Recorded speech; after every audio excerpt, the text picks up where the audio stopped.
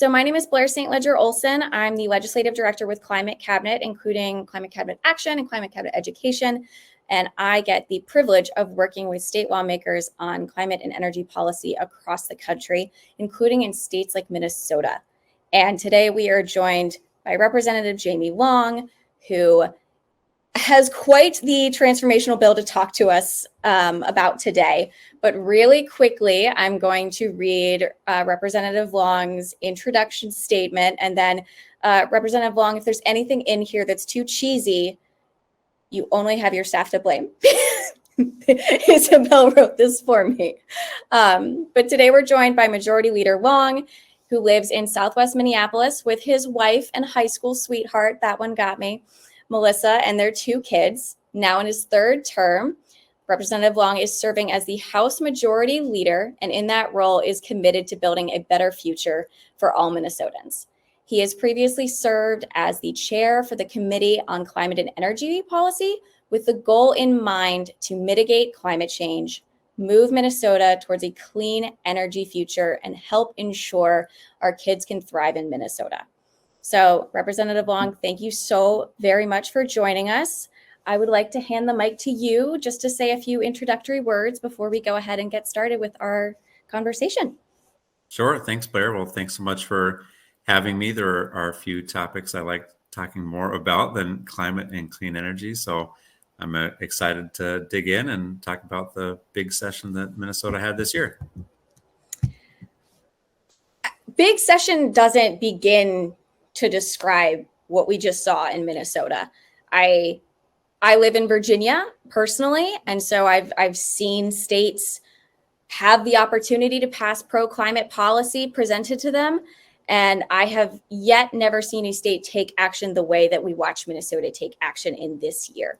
So really huge shout out to the way you all prepared for this moment. And that's why we're here, because we've got 80 other folks right now joining us who do things like climate policy across the country, including state and local electeds or advocates. And they want to learn from you about what the secret sauce to Minnesota was. So we're going to dive into some questions. And folks, if you have questions you want me to add to the list, please go ahead and put them in the chat, and I will do my best to get to them. So very first, we're here today to talk about the 100% clean energy bill. It was your baby. It was the first one to really light the fire in the Minnesota session for climate and energy. Can you briefly describe to everybody joining us the key components of that piece of legislation, HS 7? Absolutely. I might zoom out just a bit and talk briefly about the context of Minnesota. So we in Minnesota have been in the past a clean energy leader. We're a state that was one of the first to adopt renewable energy standard.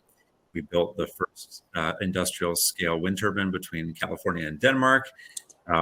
We got a good head start, but then we sort of stalled out for a number of years. So the last time that we did anything big on clean energy was 2007. We did a decent update bill in 2013 as well. But the last time we updated our renewable energy standard was 2007. And so that standard was 25% renewable energy by 2025. Felt really ambitious at the time.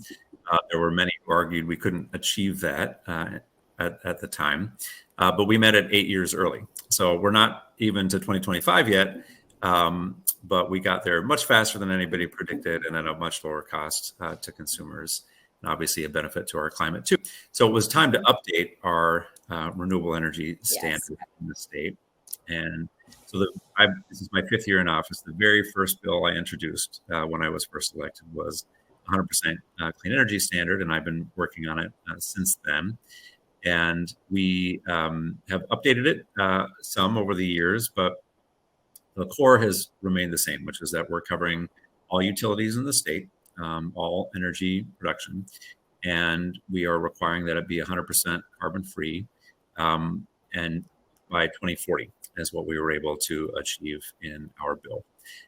So we, over the last two sessions in the legislature, have passed this bill, but we had a Democratic House, Democratic governor who was a big partner on the bill. and we had a Republican Senate that was not interested in moving the bill. So we had passed it twice through the House in previous sessions, but this was the first time we had an opportunity to really move it. And so we also have benchmarks in the bill that are short of 100% by 2040. So by 2035, we're requiring 90% carbon free, which is very aggressive compared to a lot of other states. And we have 80% by 2030. We also have updated our renewable energy standard to require 55% by 2035. So we have some nuclear production in the state, and we wanted to make sure that we had a bench line of renewable energy as well, so that it couldn't all come from nuclear production. So those are the top line targets. There's a lot more that we could get into, but that does put Minnesota now in the top 5 states in the country in terms of the climate ambition of our clean energy standard. And we're the only state that's not on the coasts that is in that top 5. Well, and something your bill did that has been different from what we've seen in the majority of RPS, or renewable portfolio standards, that have been passed, including in the state that I worked on the policy. So I only have, in theory, myself to blame on that one. But a lot of RPSs say that we're going to meet this by X date, but there aren't the intermediate goals. And I love that the Minnesota bill kept those intermediate goals in there, because that allows for accountability and saying, well, if we're not on track to meet this goal, sooner rather than later, you can pivot, assess what increased support needs to happen, instead of just saying it is this goal between 2040 and 2050 is what we're seeing the majority across the country. That's right. And the earlier goals, unsurprisingly, were the focus of most of the conversation, because they are coming up quicker. They're going to be aggressive for folks to be able to meet. I should mention that one change we did make to the bill as introduced is that for the very first target for our cooperative utilities, and that makes up a good chunk of the energy coverage of our state, about a third of our state are in cooperative utilities. Mm-hmm. They have a 60% target for that first hurdle. They have the same target for 2035 and the same target for 2040. So they get a bit more of an on-ramp, but our cooperatives, many of them were starting a little bit further behind our larger industrial-owned utilities. And so it was important to them that they were able to catch up a little bit to where some of our industrial and utilities are. But so those targets were really important. And I think the most important probably in the bill may be the 90% by 2035, because that is going to be very dramatic change over of our energy system to get to that point. When people think 2035, and I see this for whether or not it's clean car standards or it's renewable portfolio standards, and they say 2035, we can't hit 100% by 2035. And all I can think of is that we're slated to go to Mars before 2035. If we can go to Mars, we can do this. We can do big things. We have the ability. And if we set big targets and we miss them by 5%, it's okay. Let's set the big target and figure out that 5% scary gap closer along. Now, you've answered a lot of my questions that I have for the rest of this day. So I'm going to try to resurface a few of them that I think are important for the audience to hear about as well. But one of the things that I'm really interested in is how quickly the Minnesota legislature both dropped this bill and then passed this bill. And so I wanted to talk to you about a couple dynamics that I thought could have influenced that. One being, how many times has the legislature previously considered this type of legislation? And you said it was one of the first bills you introduced in your first year. And then how many amendments were there made between introduction and passage? And then I'm curious as to, because the Senate had previously been a barrier, and in my personal experience, getting the two chamber versions to match is always the hardest part. How did you work with the Senate and your Senate colleagues in advance of session to try to get the version you were introducing to the closest that you thought you needed it to be as possible? What was that pre-session work? Right. So the story of the bill. So we had...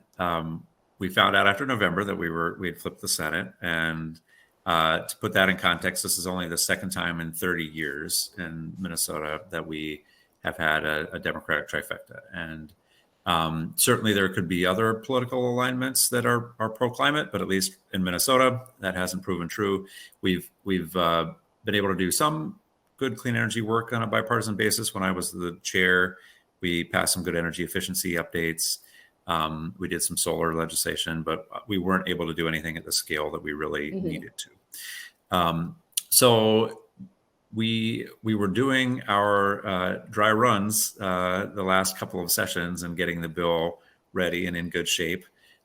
We passed the bill last session with unanimous Democratic support in the House. And that's not a small task because we are a caucus that is diverse. We have folks representing all parts of the state. We have folks with very different energy demands in their communities. People who represent the far northern part of Minnesota, which is heavily mining and timber and industrial. So they have very big energy loads and are very price sensitive in terms of their energy needs. To folks in more rural communities that have more of that cooperative utility base. So a very broad group of members, but we were able to keep everybody on board. And part of that was that we did really intensive stakeholder engagement throughout the process. And so we worked very, very closely with labor. And in our state, the conversation with the building trades and the climate and energy community has been one where the trust has grown over time. And we were at a place now where we had really good trust with our labor partners. That's huge. It was extremely important for our bill getting done. A lot of our labor friends are building clean energy in our state. They've seen that it's creating good jobs. But there's also, of course, trade-offs, and we know that they represent workers in communities that are in transition. But we included, I think, some of the strongest labor protections in any 100% bill that I'm aware of. And so we have prevailing wage requirements so that wages can't be cut for all large energy projects now that are going to be built in the state. We gave our Public Utilities Commission some additional tools to help protect labor. So they are able to consider whether projects are hiring local labor. They're able to consider the siting of projects so that if they're sited in a community that might be losing a retiring coal plant, that could go in their favor when they're getting reviewed by the energy communities. Absolutely. So as a result of that, we had the endorsement of the state building trades for the bill. And not every single one of their locals was able to sign on, but as a coalition, the trade got behind it. So that was huge. And in terms of the utilities as well, I think we have had some utility leadership in the state. Xcel Energy, to their credit, was the first large utility in the country to say that they were going to 100%. Right. They said that they were going to get there by 2050, though, and so that was a pretty big difference. And they also did not have, it was not required, it was a goal. It was a goal. That they had put in place, right? But following their lead, we'd had two other large utilities in our state that had also committed to 100% by 2050. So we were going into it in a pretty good place, which was that most of our utilities had said, yes, this is the direction we're going, and we're willing to get there. So I think when the trifecta was elected, the utilities saw the writing on the wall that 100% was going to happen. So we did engage with them, and a couple of utilities had smaller asks. Some of them had medium-sized asks. The biggest change we made, as I already mentioned, was the 60% standard for the cooperative utilities, which we all thought was reasonable to give them more on-ramp time. But having the stakeholder work, I think, was part of what allowed us to move more quickly. And then on the legislative side, we had just one committee stop that we had to go to, which was the Energy Committee. So I asked the speaker early on, I said, I want to move this really fast. And she said, how fast? I said, month 1. I want to get it done. Really fast. Yeah. She said, go for it. Give it a shot. So we had the very first, or maybe the second hearing of the Energy Committee was this bill. We moved it out and we brought it to the floor week 3. and the House. So we had a really intense month where we were doing stakeholder engagement and having those conversations to make sure we were keeping our members on board in the House and the Senate as well. And we did that with both the House and Senator Nick Frentz, who was my co-author in the Senate. And we worked hand in hand throughout that process to keep aligned. And as a result, we wound up not needing to go to conference, not needing to actually pass. Amazing. Nothing good happens in conference. To anyone who works on policy from the outside of things, conference gives us all heart attacks. It does. And, part of our goal was to move quickly so that there couldn't be opposition building to the bill. So I think that a lot of the opponents or people who were concerned about the bill, the state chamber, and a couple of the, smaller municipal utilities were expressing concern still. They were kind of counting on the Senate to save them. They were counting on it maybe going to conference. And they were very surprised when we were perfectly aligned. And I told them, no, this is the bill. We're working on it together. And what we pass is what we're going to get through the Senate. And we did. We passed it through the House in week 3 and through the Senate in the 4th week of session. It was one of the very first bills we moved in the legislative session. And then we had our bill signing at a House of Labor. And we also had that was the cherry on top. Exactly. I loved that so much. And we had the CEO of Xcel Energy, our largest utility, was at the bill signing and said for the first time, Xcel Energy is committed to getting this done by 2040.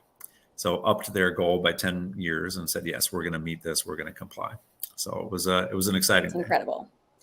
Something that your bill did that was different from what I saw happen in Virginia or Illinois, for instance, and it did include the co-ops and it did include municipal utilities. Yeah. That has been a huge pushback. And my hope is that a little bit of the Biden plans helped with that. We've got out of the IRA direct pay options for municipal utilities to help with their decarbonization. Yep. There's significant support for rural co-ops in particular, but co-ops with working on decarbonization. Yep. And my hope is that that's going to help the states that are coming after Minnesota as well continue to follow y'all's lead in bringing the co-ops and bringing municipal utilities along with everyone, because we cannot leave co-ops, particularly because of their structure, behind in this, because that stranded asset problem is on constituents like you and me. It's not necessarily on stakeholders of a giant utility. Right. Well, and the climate doesn't care, whose coal plant doesn't care. So we need to take care of all of it. That was always a bright line for us, was that it was going to cover everybody, every utility. And to their credit, one of the generation and transmission companies that sells most of the power to the electric cooperatives was one of those 3 utilities I'd mentioned that had already committed to 100%. Mm-hmm. So that did help. And they tried to sell a coal plant that they owned in North Dakota for $1, and they couldn't find a taker. No. They were losing. They lost significant amount of money year over year on the coal plant because it wasn't competitive with renewable energy. If it can't buy in to the market. Right.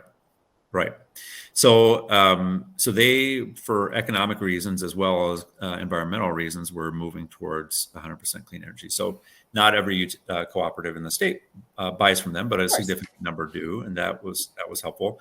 The municipal utilities still opposed the bill. They were the only utility coalition that opposed at the end of the day.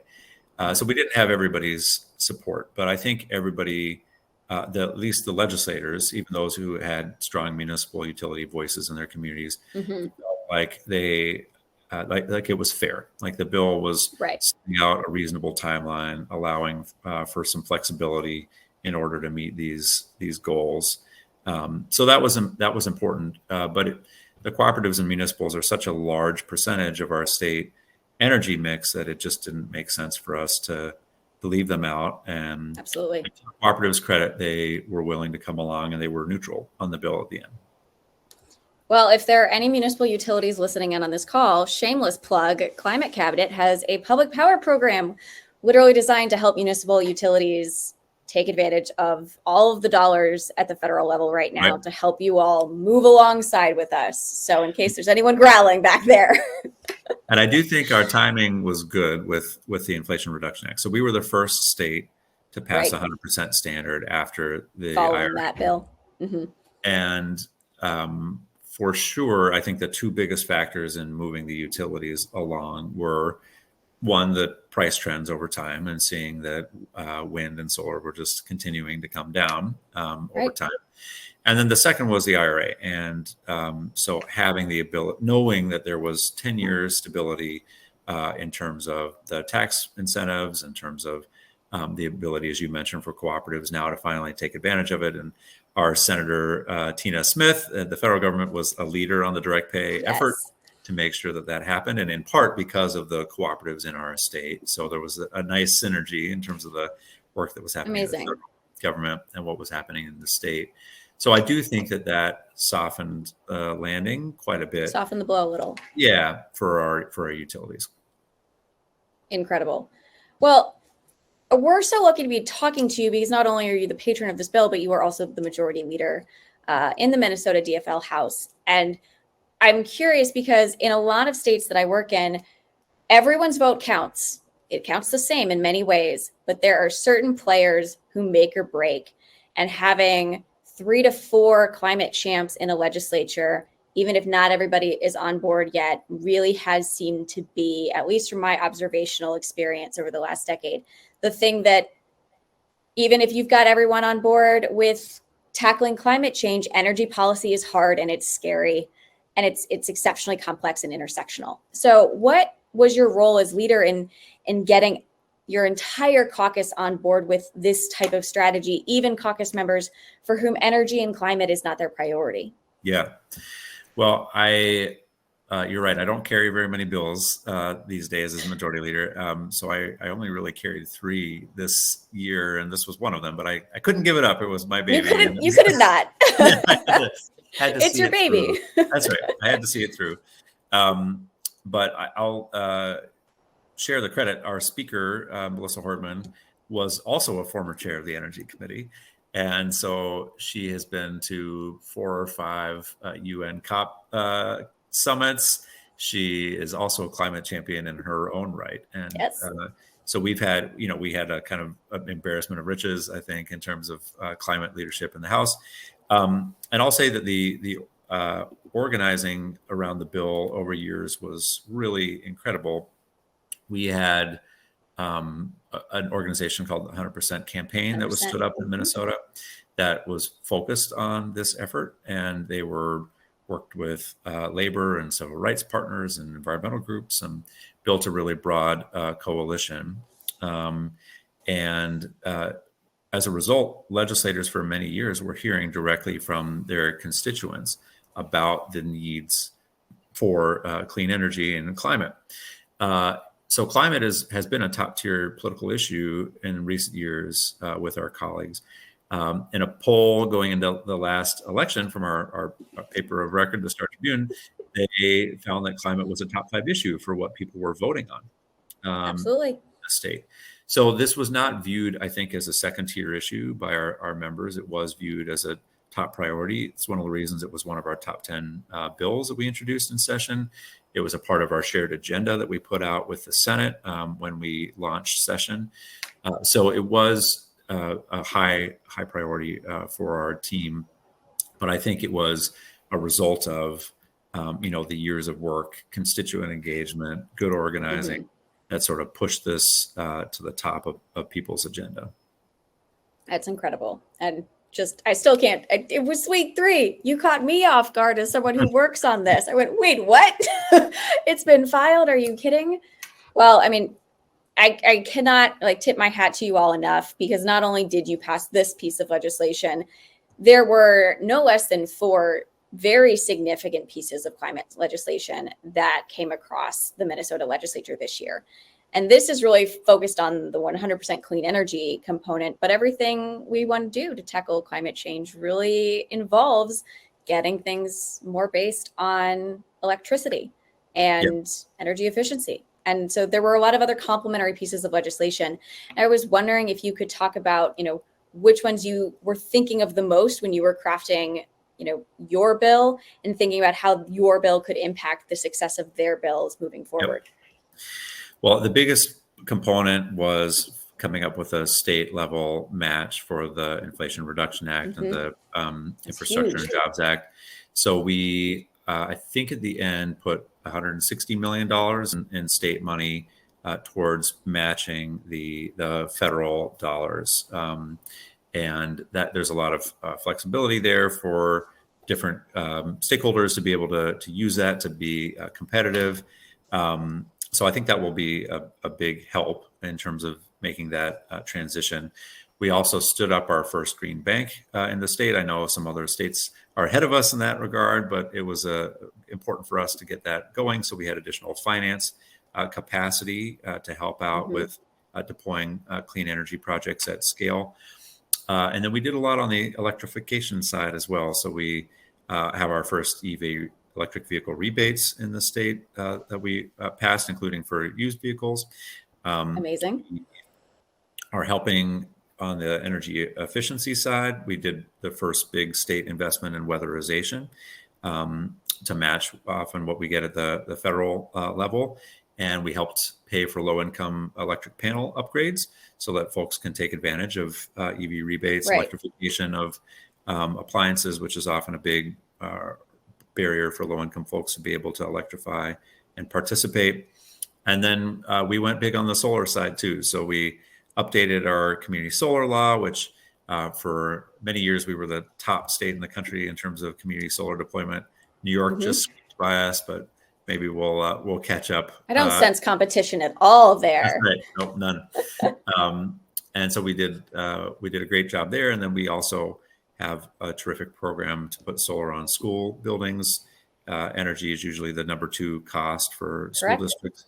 And so we had that program in the past that had been oversubscribed and very popular. And so we re-upped that program. So we did, that's just scratching the surface, but we really did a tremendous amount as well in helping support 100% bill. And from those who, are legislative process nerds, the fact that we got 100% bill done early really freed up the space to dig into a lot of the other substance as we were working on the budget bills and some of the other policy bills. If 100% had been left to the end of our session, we're a part-time legislature, so we adjourn in May and the odd years. And if we'd have left that as part of our budget conversation or part of the policy negotiations at the end, it would have taken up all the oxygen, right? There wouldn't have been the bandwidth to do more. And so it helped that we were able to move that early. We moved the IRA state match early as well to try to free up some room there. No, it was incredible. And so many state legislators are part-time and or don't have staff or have pre-filing deadlines and that are prior to session and can't introduce bills on week 3 because all of the legislation has to be in by day 3 because of when crossover is. It still boggles my brain that we have states that do 30-day sessions or only meet every other year because that just doesn't feel like effective governing to me. We've got problems at all times we have to address. So I'm really, really, truly impressed with what Minnesota was able to do.